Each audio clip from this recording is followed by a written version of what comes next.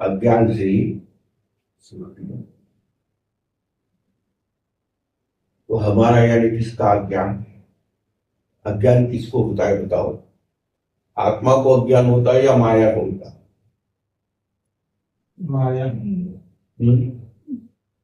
आत्मा अज्ञान है, आत्मा तो ज्ञान ही है। तो ज्ञान ही है और माया तो है ही नहीं। फिर अज्ञान किसको होता है? ज्ञान किसको होता है और अज्ञान किसको होता है?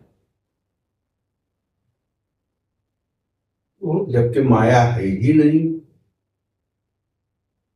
जबकि आत्मा जो है वो तो बिल्कुल निराकार है। उसको तो वो ज्ञान ज्ञानमय ही कहा गया है। उसको तो अज्ञान होने का कोई प्रश्न नहीं उठता।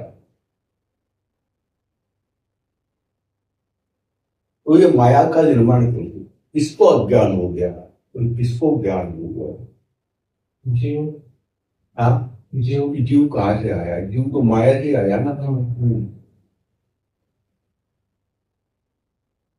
वास्तविक में कुछ हुआ ही नहीं। सब बातें हमने बताई है 100 बार आपको, अपनी किताबों में भी लिखा हुआ देवभूत है भी। तो ये बताइए, माया को अज्ञान होता है या क्या कहते उसको? ब्रह्मा को अज्ञान, आत्मा को अज्ञान। तो हमारा शरीर तो माया है, तो हमारे भीतर जो है वो परमात्मा है। तो अज्ञान शरीर को होता है या हमारे आत्मा को होता है?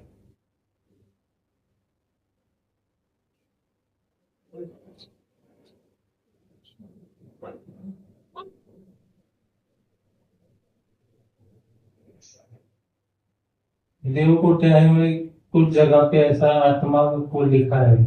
क्या मतलब वो कौन सा जीवात्मा या कौन सा आत्मा उसमें मुझे ठीक से समझ में आया, लेकिन आत्मा तो अज्ञान होता है ऐसा लिखा है।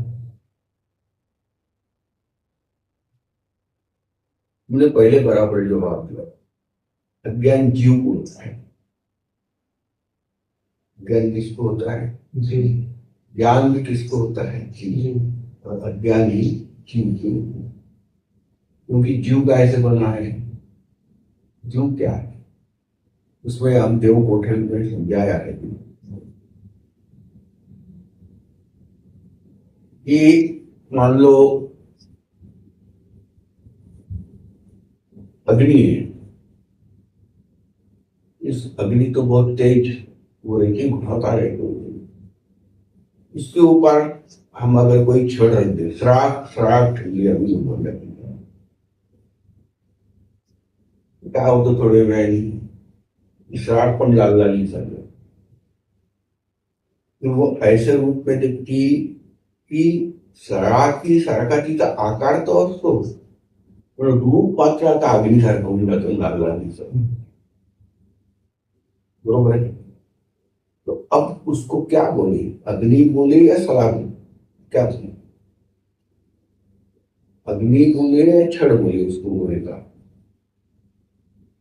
मला आम्ही आता अग्नि म्हणून की लोखंड म्हणून, लोखंडाची श्राप म्हणून। तसंच जे आहे हा जीव तयार आहे, तसा का जीव तयार। त्या जीवाच्या बुद्धीमध्ये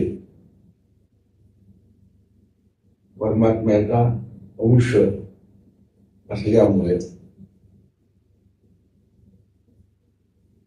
त्याला जीव पण प्राप्त झाला, त्याला जीव कशामुळे प्राप्त झालं? परमात्म्याच्या अंशामुळे। परमात्म्याच्या अंशामुळे जसं तो तिकडे हा निर्माण झाला होता, साप निर्माण झाला होता, तसा हा जीव भाव देह भाव निर्माण झाला त्या लक्षामध्ये, तसा हा देह भाव निर्माण।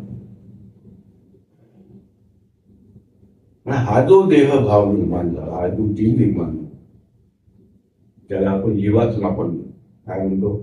जीवात्मा। कारण त्याच्यामध्ये आत्म्याचं प्रतिबिंब आहे आणि त्याच्यामध्ये जे आहे मायेचा अंश आहे, बुद्धी आहे। मग बुद्धी तयार झाली. तर त्याच्यामध्ये जे आहे त्यातनं मायेची कल्पना केली गेली. त्यातनं या सृष्टीची कल्पना का करू शकला? कल्पना तो जीव याच्यासाठी कल्पना करू शकला की मला हात आहे, मला पाय आहे, मला डोकं आहे, जग आहे, विश्व आहे, पहाड आहे, नदी आहे, जग आहे, की जसं त्या दोरीला फक्त पाहून तो माणूस कल्पना करू शकला का लांब आहे, साप आहे, याला डोळे आहे, ती शिंपटी आहे, तो काळा दिसतो, निळा दिसतो, काय असेल ते तो बरोबर आहे. तसा हा जो परमात्म्याचा अंश त्या बुद्धीने बनलेला त्याच्यामुळे त्याला हा सृष्टी भासलाय.